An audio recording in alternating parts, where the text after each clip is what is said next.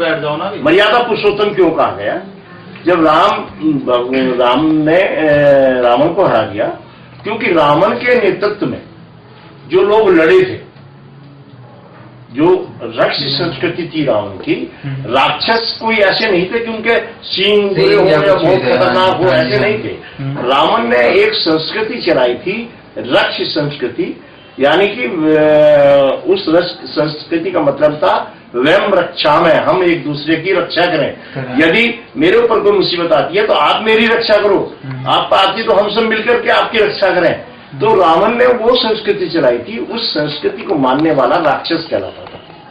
राक्षस संस्कृति को राक्षस रक्षा करने वाली है जी, यानी एक दूसरे की रक्षा करने वाली संस्कृति जो थी, धर्म जो था, वो राक्षस संस्कृति थी। तो उससे क्या था, राक्षस संस्कृति के चलने से सनातन धर्म जो था, आर्यों का जो धर्म था, वो पूरी तरीके से बिल्कुल समाप्त होने के कगार पर आ गया।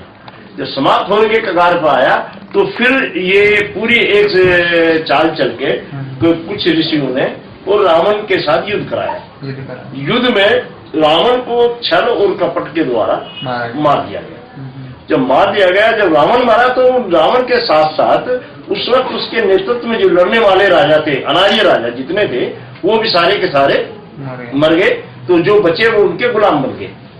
फिर राम ने एक जो गुलाम बचे उनकी एक मर्यादा बांधी, काम की मर्यादा बांधी।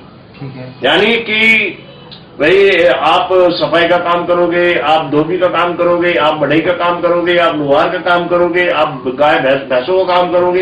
इस तरह के उनके सबके कामों की मर्यादा बांध दी, है जी।